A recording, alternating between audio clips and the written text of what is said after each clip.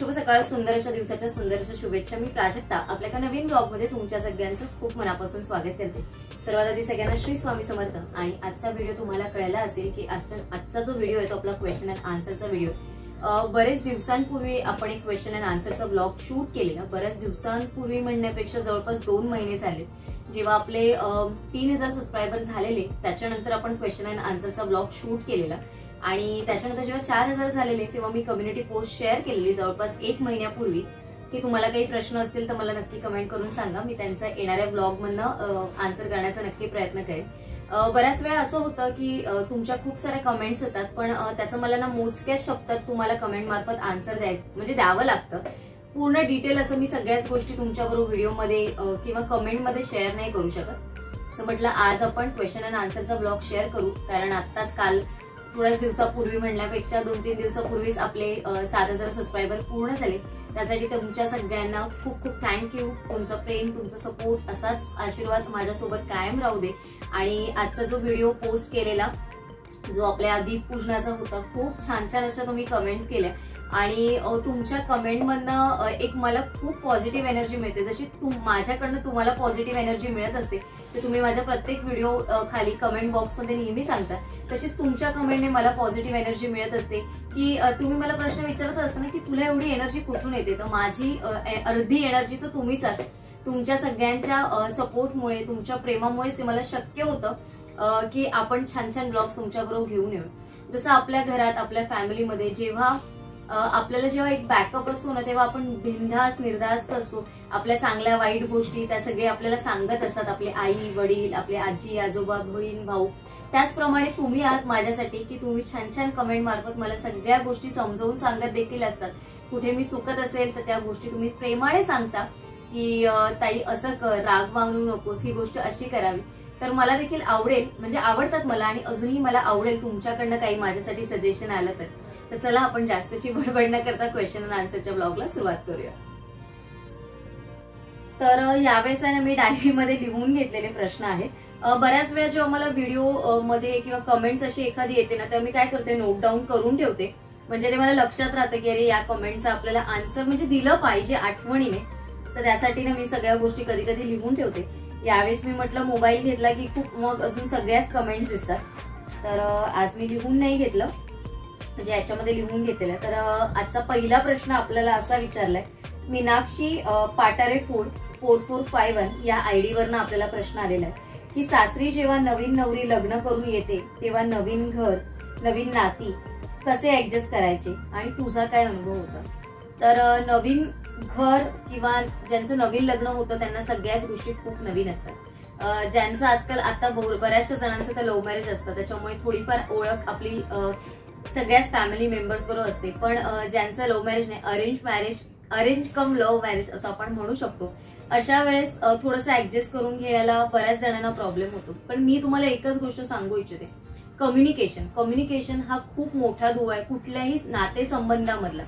जर तुम्ही बोलला नाही तर एकमेकांच्या गोष्टी समजून घेऊ शकत नाही आपण। तुम्ही जेवढ्या मनमोकळ्यापणाने तुमच्या फॅमिली मेंबर्स बरोबर जेवढ्या मनमोकळ्यापणाने जास्तीत लवकरात लवकर बोलायला सुरुवात कराल ना, तेवढ्या तुमच्या गोष्टी त्यांना कळतील आणि त्यांच्या गोष्टी तुम्हाला कळतील।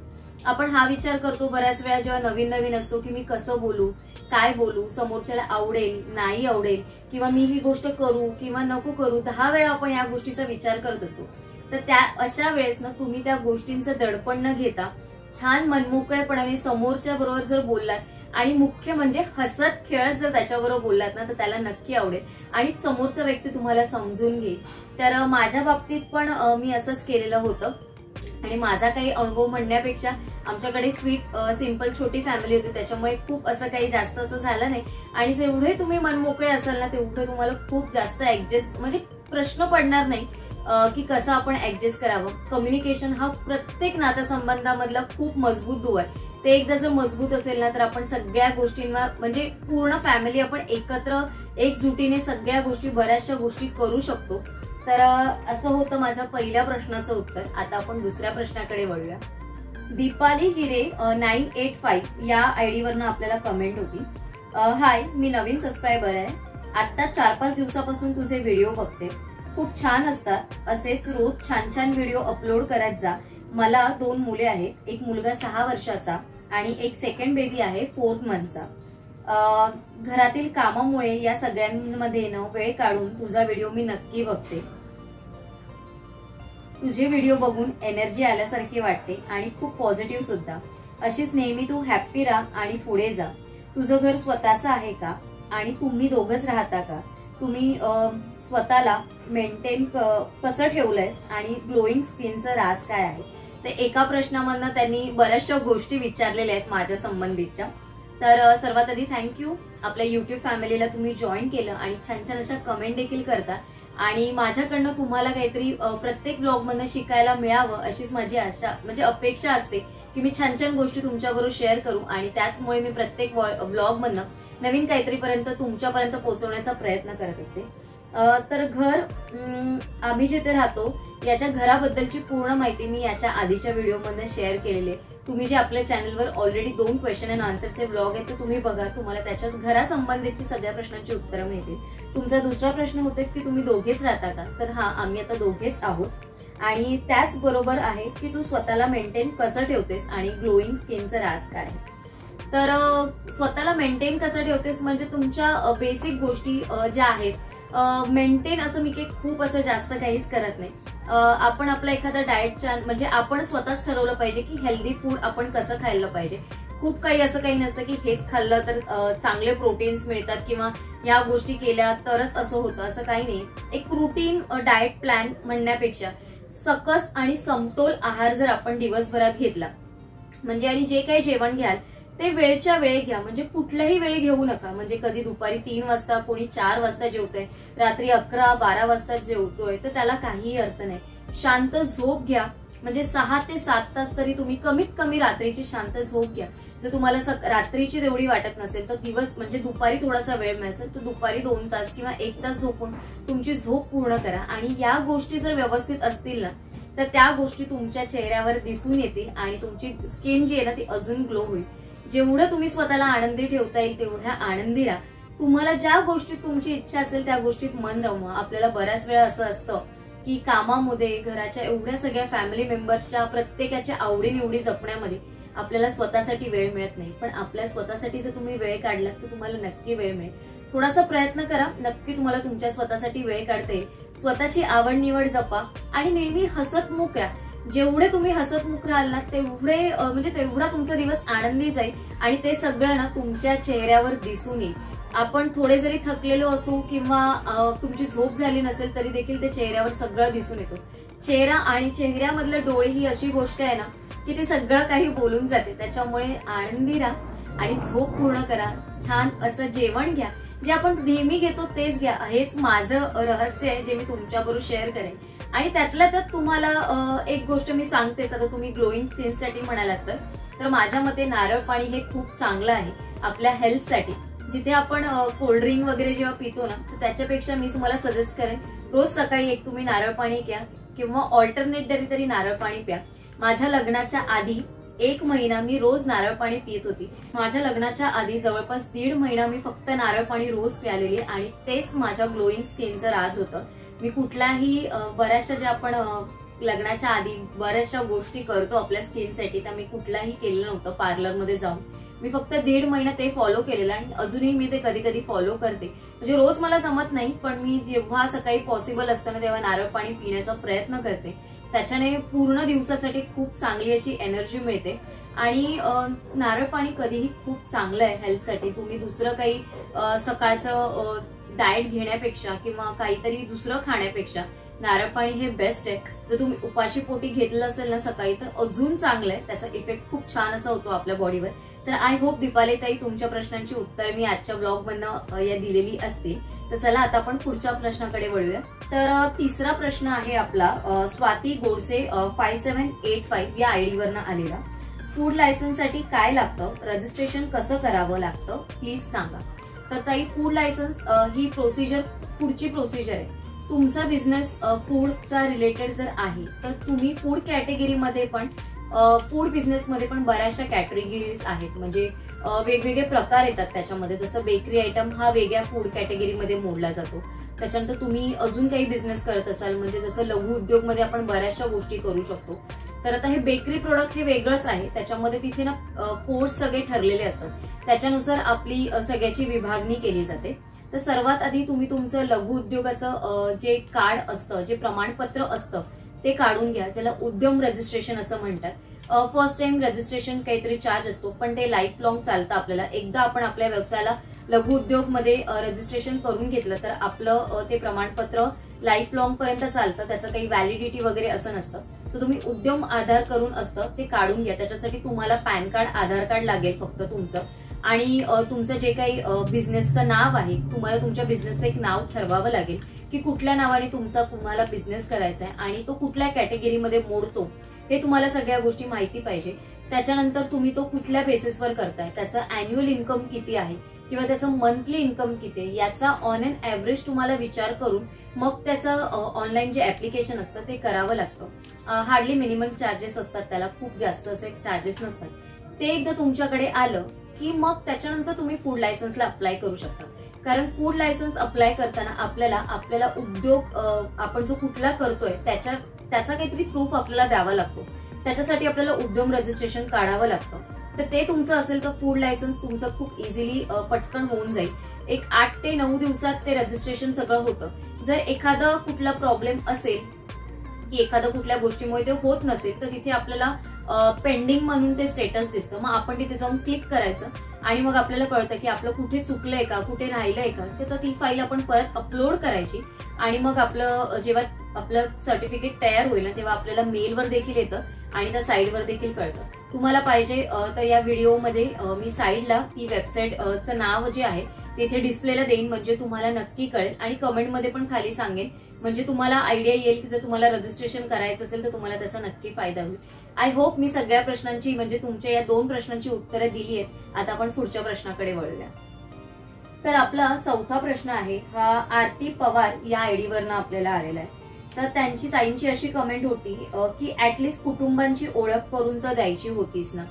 तर मला असं वाटतं की त्या आपल्या न्यू फॅमिली मेंबर्स आहेत आणि त्यांनी आपल्या चॅनलवरचे बरेचसे असे व्हिडिओ पाहिले नाहीयेत, त्याच्यामुळे त्यांनी हा प्रश्न आणि त्यांनी ही कमेंट केली असेल. आणि त्यांच्यासारख्या अजून आपल्या बऱ्याचशा मैत्रिणी असतील की ज्यांना माझ्या फॅमिलीची ओळख करून घ्यायची आहे किंवा माझ्या फॅमिलीबद्दलची माहिती हवी.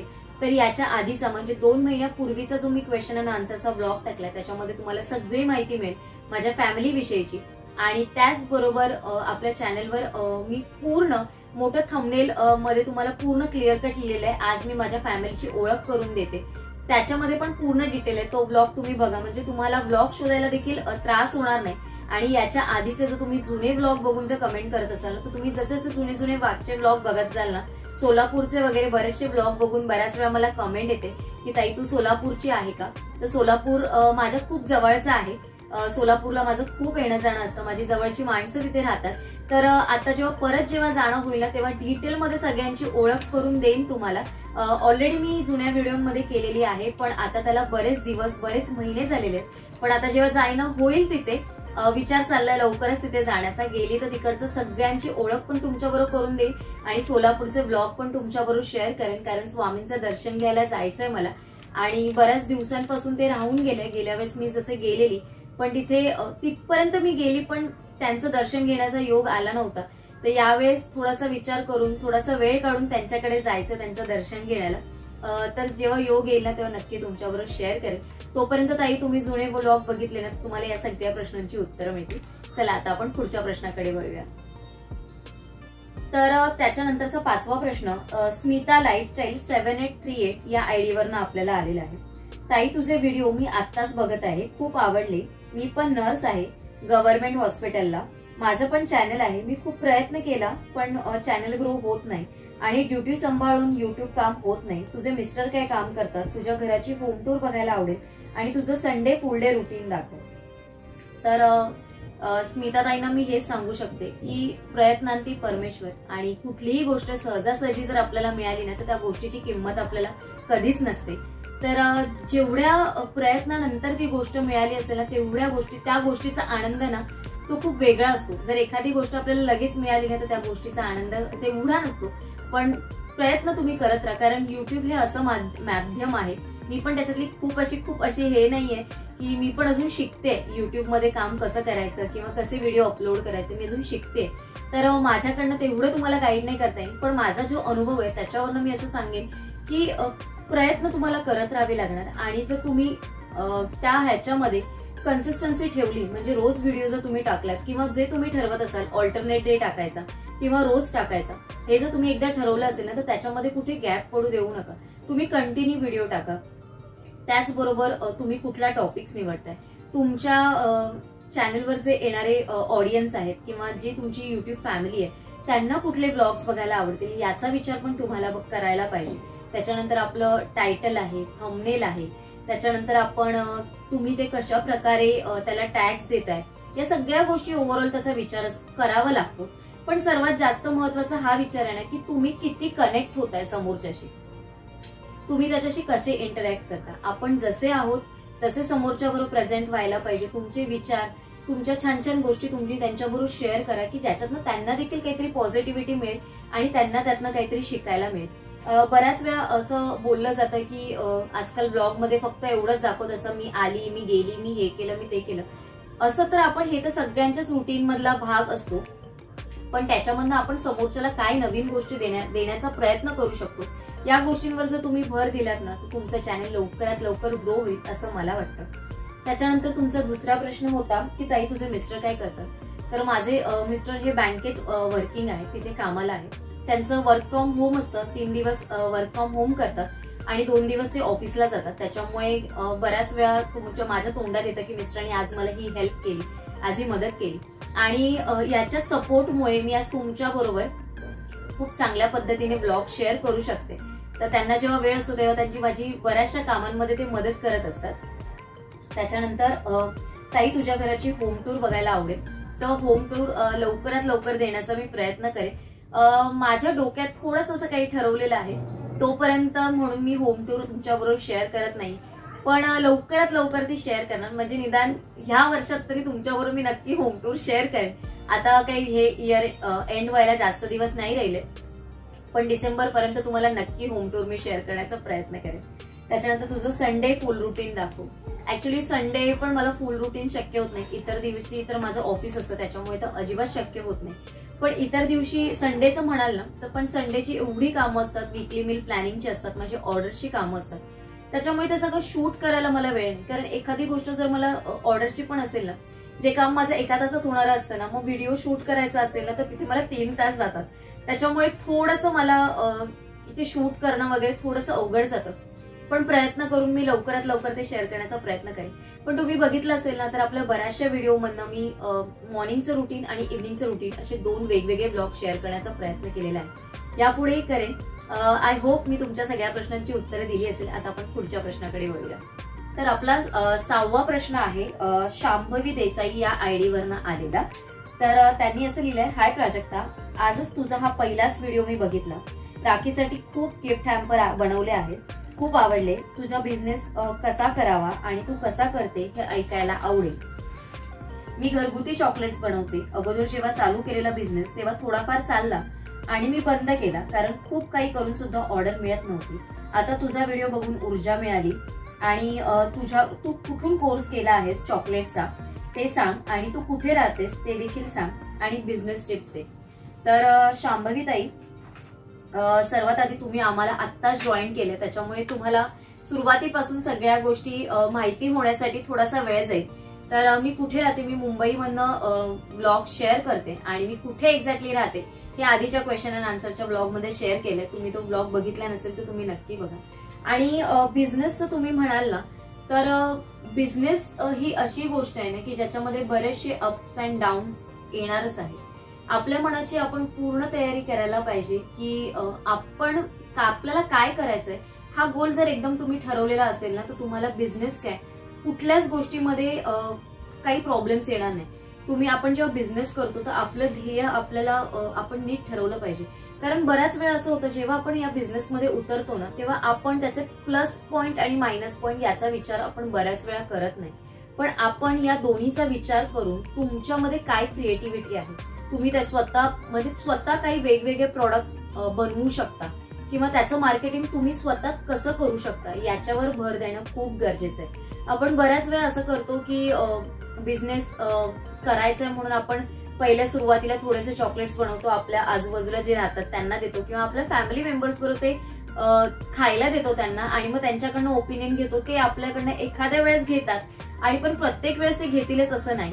तर तुम्हाला बिझनेस आयडिया, तुम्हाला बिझनेस कसा करायचा हे तुम्हाला ठरवायचं आहे. माझ्या बाबतीत देखील असं झालेलं. बऱ्याच वेळा जेव्हा मी सुरुवातीला होती तेव्हा माझ्या पण बाबतीत असं होत होतं की ऑर्डर्स येत नव्हत्या, किंवा एखाद्या वेळेस कोणी ऑर्डर दिली तर असं तर बोलायचे की ठीक आहे मला ऑर्डर्स दे, आणि बऱ्याच वेळा आपण त्यांना कम्प्लीट करायला गेलो की मग ते म्हणायचे अरे नाही मला नको ऑर्डर, असं कॅन्सल करा. असं पण झालेलं आहे. किंवा इथे तुमच्या समोर बोललेत की अरे मला तुला ऑर्डर करायची, तू छान बनवतेस, आणि तुमच्या मागे पण जाऊन बोलतात नाही थोडंसं कॉस्टली वाटतं. असे बरेचसे लोक असतात, पण आपल्याला माहिती असतं, कारण या सगळ्यामध्ये लोकांना फक्त एवढंच दिसते की ही कमवते त्याच्यातनं, पण त्याच्या मागे तिची किती, त्या व्यक्तीची किती मेहनत आहे हे दिसत नाही. लोकांना फक्त त्याचा प्रॉफिट दिसतो, पण आजकाल बिझनेसमध्ये पण म्हणाल ना तेवढा असा प्रॉफिट नाहीये. कुठल्याही बिझनेसमध्ये तुम्ही म्हणाल ना तर कुठल्याही बिझनेसमध्ये असा 50% 70% असा प्रॉफिट नाही मिळत. जर तुम्ही सुरुवातीपासून सुरुवात करताय ना तर तुम्हाला प्रॉफिटवर लक्ष न देता तुमची क्वालिटी तुम्ही कशी इम्प्रूव्ह करू शकता याच्यावर भर द्यायचा. मी आजपर्यंत जे केलंय ना तर मी त्याचा क्वांटिटीमध्ये कधीच विचार केलेला नाही. मी स्वतःला काय क्वालिटी बेस्ट समोरच्याला देऊ शकते ना याचा विचार केलाय. मी सुरुवातीला केक, अर्धा किलोचे केक 450 रुपयाने विकायचे, कारण मला माहिती होतं की मी काय क्वालिटी देते. बाहेरचा जो आपला केक आपण जे विकत घेतो ना ते प्रीमिक्स पासून बनवलेले असतात. मी प्रीमिक्स पासून केक नाही बनवत. मी प्रॉपर आपलं जे काही मटेरियल येतं त्याच्यापासून केक बनवतो आणि त्याच्याने बनवतो. प्रीमिक्स ही खूप वेगळी गोष्ट, आणि आपण सगळे म्हणजे बेकिंग पावडर, मिल्क पावडर, मैदा, सोडा तर वापरत नाही आपण, पण जे काही बटर वगैरे हे सगळं वापरून आपण जे बनवतो ना ते वेगळं असतं, आणि प्रीमिक्स पासून बनवलेले केक वेगळे असतात. तर मला देखील खूप असं वाटायचं. सुरुवातीला बऱ्याच जणांनी ऑर्डर केली, नंतर मग त्यांचं असं म्हणणं झालं की अरे 450 रुपये एक अर्धा किलोच्या केकला, बाहेर 500 रुपयामध्ये 1 किलो केक मिळतो. तर मी म्हणायची काही हरकत नाही, तुम्ही तिथून देखील घेऊ शकता, पण माझ्या केकमध्ये काय म्हणजे नाविन्य आहे किंवा माझ्या केकची काय क्वालिटी आहे ना त्याची मी त्यांना समजून देण्याचा प्रयत्न केला. आणि आज ना उद्या प्रत्येकाला त्या गोष्टींचं महत्व पटेल, आणि पट्ट असते असं नाहीये, पण तुम्ही जे ठरवलंय ना त्या गोष्टीतनं कधी मागे हटू नका. जर आपण माघार घेतली ना तर ती गोष्ट आपण अचीव्ह करण्यापासून चुकतो. त्याच्यामुळे कुठलीही गोष्ट करताना पॉझिटिव्ह राहून नेहमी काम करत राहायचं. जसं आता युट्यूबचं आहे, मला पहिलं सुरुवातीला वाटलेलं की मी युट्यूब रोज व्हिडिओ नाही टाकू शकणार, पण शेवटी प्रयत्न करून ते झालंय. आणि कसं असतं ना, बिझनेस पण तुम्हाला करायचं असेल तर सगळ्या फॅमिली मेंबर्सची हेल्प घेणं तुम्हाला गरजेचं आहे. सगळ्यांशी कम्युनिकेशन करा, सगळ्यांशी बोला, सगळ्यांशी संवाद साधा. वेगवेगळे आपले फॅमिली मेंबर्स आहेत, प्रत्येकाचे मत, प्रत्येकाचे विचार खूप वेगवेगळे असतात. प्रत्येक जण तुम्हाला त्यांच्या वेगवेगळ्या आयडियाज देऊ शकतं, वेगवेगळ्या माहिती देऊ शकते जी तुमच्यापर्यंत पोहोचलेली नसेल. तर अशा पद्धतीने आपण बिझनेस करू शकतो. आणि बिझनेसच्या म्हणायला तशा भरपूर अशा आयडिया आहेत, त्या तुम्हाला मी पुढे येणाऱ्या ब्लॉग मधनं शेअर करेन. आय होप तुम्हाला आजचा जे काही तुमच्या क्वेश्चनचा आन्सर होता ते मी दिलेला आहे. त्याच्यानंतर आपला 7वा प्रश्न आहे साचिताच रेसिपी म्हणजे या आयडीवरनं. Hi Prajakta, lots of love and respect for you. मी तुझे 3K सबस्क्रायबर असल्यापासून तुझी सबस्क्रायबर आहे. तुझे सर्व व्हिडिओ अतिशय उत्तम असतात, specially meal plan, IKEA hall आणि बेकरी रिलेटेड व्हिडिओ मला खूप आवडतात. प्लीज तू रक्षाबंधनसाठी सर्व मटेरियल कुठून घेतेस आणि बेकिंग कोर्स कुठून केलास तू ते सांगू शकशील का? थँक्यू. तर सर्वात आधी थँक्यू ताई, तुम्ही आपल्या युट्यूब फॅमिली मेंबर्स झाल्याबद्दल. तर मी जे रक्षाबंधनसाठी जे काही हॅम्पर्सचं जे काही मटेरियल घेतलं तर माझं फिक्स नाहीये दुकान. मी बऱ्याच ठिकाणाहून घेते. मी मुलुंडवरनं घेते, त्याच्यानंतर मी मालाडवरनं, बोरवलीवरनं, त्याच्यानंतर सायनवरनं, त्याच्यानंतर कधीतरी आम्ही प्रॉफिट मार्केट, असं बऱ्याच वेगवेगळ्या ठिकाणी आम्ही फिरतो. आणि तुम्हाला कुठल्या गोष्टींमध्ये काही करायचं असेल तर त्याचं प्रिपरेशन तुम्हाला 2 महिने आधीपासून करावं लागतं. माझी ही सगळी तयारी जून पासूनच चालू होते की अरे आता रक्षाबंधन येणार आहे, तर त्याच्यासाठी आपल्याला काय करायचंय. कारण मार्केटमध्ये खूप अशा नवीन गोष्टी आलेल्या असतात की ज्या आपल्यापर्यंत पोहोचत नाही. जोपर्यंत आपण सर्च करणार नाही तोपर्यंत त्या गोष्टी कळणार नाही. तर बऱ्याचशा अशा गोष्टी आहेत, आणि मी काय करते, प्रत्येक ठिकाणी मी विचारते, प्रत्येक ठिकाणी रेट कम्पॅरिझन करते आणि त्याच्यानंतर त्या गोष्टी परचेस करते. असं काही स्पेसिफिकली असं काही ठिकाण नाहीये जिथे मला माझ्या आवडीचं मिळेल ना, मेन म्हणजे आवड. मी बऱ्याच वेळा ना पैशांकडे जास्त अशी नाही बघत, थोडेसे 10-20 रुपये एक्स्ट्रा झाले तरी माझे चालतात, पण क्वालिटी मी खूप जास्त भर देते क्वालिटीवर. तर मी त्या गोष्टीचा विचार करून घेते. असं नाहीये, मी शोधते याच्यासाठी ना की मला अजून काय व्हरायटी बघायला मिळेल, म्हणून मी या सगळ्या गोष्टींकडे म्हणजे फिरत असते. पण मोस्ट ऑफ मी सायन आणि मुलुंडवरनं या 2 ठिकाणाहून मी जास्त घेते मटेरियल.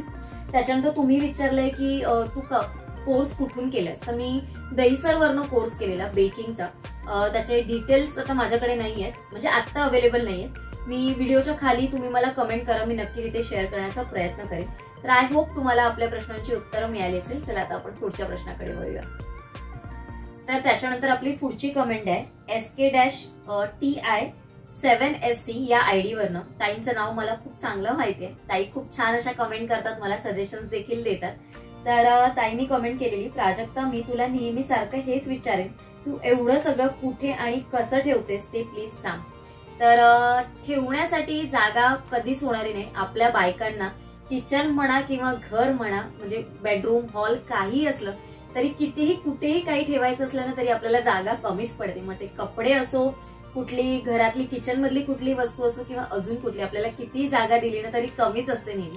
पण मी काही गोष्टी आहेत त्या स्पेसिफिकली, जसे तुम्ही माझ्या देवपूजेचा व्लॉग बघितला असेल, जो IKEA मधनं आणलेला मोठा कंटेनर, तर त्याच्या कंटेनरमध्ये दिवे वगैरे एकाच ठिकाणी सगळे ठेवून मी त्या गोष्टी ठेवलेल्या आहेत. त्याचबरोबर तुम्हाला दाखवलंय मी ब्लाऊज पीस वगैरे पण सगळे एकाच ठिकाणी ठेवते, म्हणजे त्या गोष्टी मला सगळ्या एकत्र मिळतात. धूपचे जे काही प्रकार असतात ते सगळे एका ठिकाणी ठेवते. तशाच एका IKEAच्या मोठ्या बॉक्समध्ये माझे बेकिंगचे सगळे प्रोडक्ट्स असतात, म्हणजे जे मोठे मोठे नाईफ्स असतात ते आहेत, स्पॅच्युला आहेत, ते सगळं त्याच्यामध्ये ठेवलेलं असतं. आणि बेकिंगसाठी वगैरे जर म्हणाल ना तर तुम्हाला माहितीये, मी पण ती IKEA मधनं मोठी अशी बॅग आणलेली आणि त्या सगळ्यामध्ये ठेवलेली आहे. तुमच्या बरोबर मला सगळं शेअर करायचंय, पण हळूहळू शेअर करेन. ऍक्च्युली काय मला वेळ पुरत नाहीये, त्याच्यामुळे सगळ्या गोष्टी वेळेअभावी थोड्याशा माझ्याकडनं राहून जातात तुमच्या बरोबर शेअर करण्याचा. आणि तुमची जी सर्वांचीच म्हणा जी पेंडिंग रिक्वेस्ट आहे, होम टूर आणि किचन टूर तुम्हाला बघायला आवडेल, तर आय प्रॉमिस या डिसेंबर पर्यंत मी नक्की ते शेअर करेन. थोडंसं तुम्हाला अजून वाट बघायला लावते, पण काय बोलतात, सबर का फल मीठा होत आहे. तर असंच काहीचं असेल. मला असं वाटतं आपली फॅमिली अजून थोडी ग्रो व्हावी आणि तेव्हा मी तुमच्याबरोबर सगळं शेअर करेन. तोपर्यंत आपले अजून छान अशी फॅमिली मोठी होईल. 10,000चा टप्पा आपण पार करू, आय होप सो. आणि लवकरात लवकर मी ते ब्लॉग मधनं तुमच्याबरोबर शेअर करण्याचा प्रयत्न करेन. तर त्याच्यानंतर आपला 9वा प्रश्न आहे. आज थोडा क्वेश्चन अँड आन्सरचा ब्लॉग थोडा मोठा होणार आहे, पण आपण 10च कमेंट घेणार आहोत आजच्या ब्लॉगमध्ये. परत एखाद्या ब्लॉग मधनं मी कमेंट क्वेश्चन अँड आन्सरचा ब्लॉगचं तुम्हाला आन्सर करण्याचा नक्की प्रयत्न करेन. अजून तुमच्याकडे काही कमेंट्स असतील, म्हणजे प्रश्न विचारायचे असतील, मला नक्की कमेंटमध्ये सांगा. तर मल्हार म्हात्रे या आयडीवरनं कमेंट आलेली आपल्या, तू दिसते गोड, तसे तुझे बोलणेही खूप गोड आहे आणि तुला कमी वयात खूप समज आहे, याचं जास्त कौतुक आहे. गिफ्ट हॅम्परची प्राइस सांगितली असेल तर बरं होईल, मी तुला कॉन्टॅक्ट कसा करायचा मला हवा असेल तर. तर थँक्यू सो मच ताई. ऍक्च्युली तुम्ही एवढं बोललात तेच खूप आहे माझ्यासाठी. आणि आपल्या गिफ्ट हॅम्परची प्राइस मी यासाठी नाही सांगत, कारण कसं असतं, प्रत्येक म्हणजे तुम्ही प्रत्येक जणी वेगवेगळ्या ठिकाणाहून व्हिडिओ बघत असतात, तर प्रत्येक ठिकाणी ती गोष्ट मिळेलच अशी नाही. आणि प्रत्येक एरियानुसार किंवा प्रत्येक राज्यानुसार, प्रांतानुसार प्रत्येकाच्या गोष्टी, प्रत्येकाची प्राइस ही वेगवेगळी असते आणि प्रत्येकाचं बजेट देखील खूप वेगळं असतं. आपण बऱ्याच वेळा जर मी पहिल्याच जर व्हिडिओ मधनं ब्लॉग मधनं शेअर करेन तर कोणाला आवडेल, कोणाला आवडणार नाही. आणि माझं असं होतं की मला असं तुम्हाला कुठे सांगायचं नव्हतं की तुम्ही परचेस करा, तुम्हाला आवडतं सगळ्यांना. आणि तुम्ही मला स्वतःहून सगळ्यांनी खूप असं प्रेम दाखवलं. अजूनही मला खूप कमेंट अशा येतात की ताई आम्हाला ऑर्डर करायची आहे, तुझं कॉन्टॅक्ट डिटेल्स दे किंवा तुझे ऍड्रेस दे. आजच मला जो कॉल आलेला, कुठून आलेला सचिन, मणिपूर ना, मणिपूरवरनं एका ताईंची म्हणजे कॉल आले, म्हणजे त्यांनी मला मेल केलेला की तुझे कॉन्टॅक्ट डिटेल्स पाठव. मग मी त्यांना कॉन्टॅक्ट डिटेल पाठवलेले आणि त्याच्यानंतर मग त्यांनी मला कॉन्टॅक्ट केलेला आणि मला खूप बरं वाटलं की त्यांनी मणिपूरपर्यंत आपले ब्लॉग जातात. आणि स्पेशली रक्षाबंधनचे गिफ्ट हॅम्पर ऑर्डर करण्यासाठी त्यांनी आपल्याला कॉल केलाय. त्यानंतर प्रगतीने पण सातारा सांगलीवरनं आपल्याला फोन केलेला ऑर्डरसाठी. खूप छान आलं बऱ्याच ठिकाणून. आणि पुण्याची बऱ्याचशा आपल्या मैत्रिणी ज्यांनी खूप छान छान आपल्याला ऑर्डर दिली आणि आपल्या छोट्याशा बिझनेसला सपोर्ट केलाय. तर तुम्हाला मला ऑर्डर करायची असेल तो तुम्हाला माझा इन्स्टा आयडी पारिजात किचन या नावाने आहे. मी इथे खाली देईन, तिथे तुम्ही पिंग करू शकता किंवा माझा जो ईमेल आयडी आहे prajakta.sakarkar3@gmail.com इथे तुम्ही मला पिंग करा. कारण व्हिडिओमध्ये मी तुम्हाला कॉन्टॅक्ट नंबर नाही देऊ शकत डायरेक्टली, किंवा मग तुम्ही तुमचा मला कॉन्टॅक्ट नंबर देऊ शकता तर तुम्ही द्या, मी तुम्हाला कॉन्टॅक्ट करेन. जर तुम्हाला नसेल तर तुम्ही मला मेल करा, मी तिथे माझे कॉन्टॅक्ट डिटेल्स सगळे शेअर करेन. आणि तुम्हालाच नाही सगळ्यांनाच तुम्हाला जर काही हवे असतील डिटेल तर मला मेल आयडीवर पिंग करा किंवा इन्स्टा आयडीवर पिंग करा. मी लवकरात लवकर मग तिथे मी तुम्हाला माझा मोबाईल नंबर शेअर करण्याचा प्रयत्न करेन, म्हणजे मग आपण बोलू शकतो. चला तर मग आता पुढची कमेंट बघूया. त्याच्यानंतर शेवटचा प्रश्न आहे. तर सान्वी पाटील या आयडीवरनं आपल्याला आलेला आहे. मस्तच प्राजूताई, खूपच गोड गिफ्ट हॅम्पर, सर्व गोष्टींमध्ये हँडमेड. ताई बिझनेस आयडिया शेअर कर ना, आणि आणखी कोणकोणत्या टाईपचे बिझनेस आपण करू शकतो. तर बिझनेस आयडियाज तर अशा भरपूर आहेत, आणि फूड मध्ये म्हणाल ना तर तुम्ही बऱ्याचशा गोष्टी करू शकता. नाश्ता आहे, त्याच्यानंतर फक्त चपात्या आहेत, किंवा फक्त असं स्पेसिफिकली जसं पुरणपोळी आहे, किंवा त्याचबरोबर उकडीचे मोदक आहेत, अळूवड्या आहेत. अशा बऱ्याचशा गोष्टी बरेचसे जण विकत घेतात, कारण या गोष्टी ठराविक सीझन मध्येच अशा नाही, बऱ्याचशा वेळा त्या खाल्ल्या जातात आणि आवडीने खाल्ल्या जातात. तर या पद्धतीचे पण तुम्ही जर फूड मध्ये तुम्हाला करायचं असेल तर या पद्धतीचे बिझनेस तुम्ही करू शकता. आणि कुठलाही तुम्हाला बिझनेस करायचा असेल ना तर तुम्हाला शून्यापासून सुरुवात करायची आहे. हे नीट डोक्यात ठेवून प्लस आणि मायनस म्हणजे तोटा आणि नफा या दोन्ही गोष्टींचा नीट विचार करून आपण त्या बिझनेसमध्ये उतरावं असं मला वाटतं. आणि कितीही काही झालं ना तरी हार मानून घ्यायची नाही, कारण जेवढे तुम्ही प्रयत्न कराल ना तेवढे तुम्ही सक्सेस अजून जास्त व्हाल. आणि जेवढे आपल्याला वाट बघायला लागते कुठल्या गोष्टींची ना तेवढीच ती गोष्ट आपल्याला खूप जास्त आनंद देऊन जाणारी असते. त्याच्यामुळे प्रयत्न करत राहा, एक ना एक दिवस आपल्याला त्या गोष्टीत यश मिळेल. स्वामी नेहमी म्हणतात अशक्य असं काहीच नाही, अशक्य ही शक्य करतील स्वामी. तर मैत्रिणीनो, हेच तुम्हाला मला सांगायचं असतं की प्रयत्न करत राहा आणि रोजच्या जीवनामध्ये आपण जी काही कामं करतो ना आनंद घेऊन करा. आज माझ्या चेहऱ्यावर बऱ्याचशा गोष्टीतनं जी मी अशी आनंदी असते त्याचं कारण हेच आहे. आपण जेवढं रडत बसू ना तेवढं ते रडणं आपल्या मागे लागत राहतं. आपली वास्तू नेहमी तथास्तु म्हणत असते. नेहमी चांगलं बोला, चांगलं नियोजा. आपण किचनमध्ये एवढ्या चांगल्या चांगल्या गोष्टी करत असतो, जेवण बनवत असतो.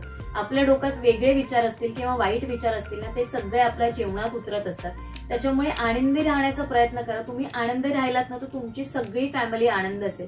आपणच किटकिट करून किरकिर करून ते जेवण करत असू किंवा फॅमिलीमध्ये चिडचिड करत असू ना तर त्यांचं पण तेच होत असतं की अरे काय चिडचिड करते, काय ही करते. तर अशा सगळ्या गोष्टी होत असतात. त्याच्यामुळे तुम्ही आनंदी राहा, सगळं जग तुम्हाला आनंदी दिसेल. तर ही गोष्ट एक फॉलो केली ना तर आपण सगळ्या जणी आनंदी राहू शकतो. तर मैत्रिणीनो, आजच्या ब्लॉग मधनं तुमच्या ज्या काही कमेंटची आन्सर मी बऱ्याचशा म्हणजे जे काही होतं ते बरंचसं सगळं आजच्या या ब्लॉग मधनं शेअर करण्याचा प्रयत्न केला. आय होप तुम्हाला आवडेल. तरी देखील तुम्हाला काही प्रश्न असतील मला नक्की कमेंट करेन मध्ये विचारा. येणाऱ्या ब्लॉग मधनं ते शेअर करण्याचा नक्की प्रयत्न करेन.